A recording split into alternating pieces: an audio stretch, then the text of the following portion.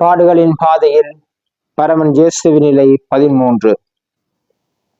ஜேசுவின் உடல் தாயின் மடியில். தாயின் இதயத்தில் அக்கினி மலையை பொழிந்து விட்டார்கள். இறையாட்சியை அறிவிக்க வந்தவரை தாயின் மடியில் போட்டுவிட்டனர் கயவர் கூட்டம். அனைத்தையும் தாங்குகின்ற தாயாக அன்னை மரியாள் காட்சியளிக்கின்றார். 33 வருடத்துக்கு முன் பாலனாக இயேசுவை மடியில் தாங்கிய அன்னையின் மடியில் இப்போது உயிரற்ற உடலாக அவர் மகன் காணப்படுகின்றார். இந்த அன்னையைப் போல தியாகம் நிறைந்த அன்னையை மத்தியில் இல்லை என்பார்ந்த நெஞ்சங்களே. அன்னை மரியாள் 33 ஆண்டுகளாக ஆண்டவர் இயேசுவை பாதுகாத்து பராமரித்து வளர்த்து வந்தாள். நற்பண்புகளை ஊட்டி வளர்த்து வந்தாள். அன்பாக வளர்த்து வந்த ஒரு தாயாக அன்னை மரியாள் காட்சியளிக்கின்றார். அந்த மகனின் நிலை கண்டு இப்போது அன்னை மரியாள் துடிக்கின்றாள்.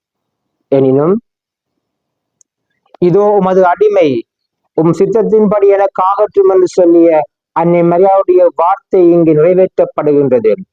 எல்லாம் அந்த ஆண்டவரின் சித்தப்படி என்பதை அன்னை மரியாள் ஏற்றுக்கொள்கின்றார். இயேசுவின் கசையடி, இரத்தம், தலையில் முள்முடி இவற்றையெல்லாம் கண்டு அன்னை எவ்வளவு வேதனைப்பட்டிருப்பாள்.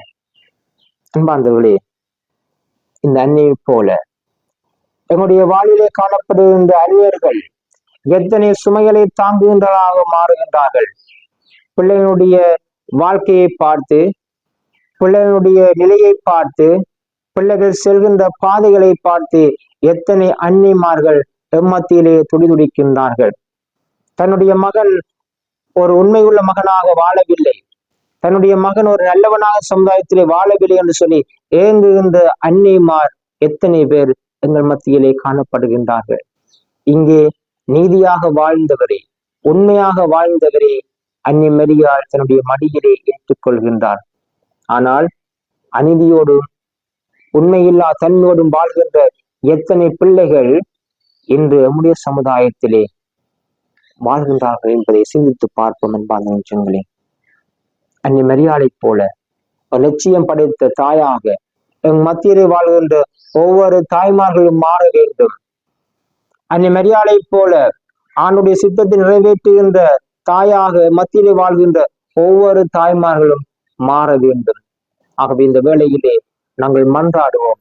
ஒவ்வொரு அந்நியர்மார்களும் தங்களுடைய பிள்ளைகளை சரியான முறையை வளர்க்க முயற்சி எடுக்க வேண்டும் என்று மன்றாடுவோம்.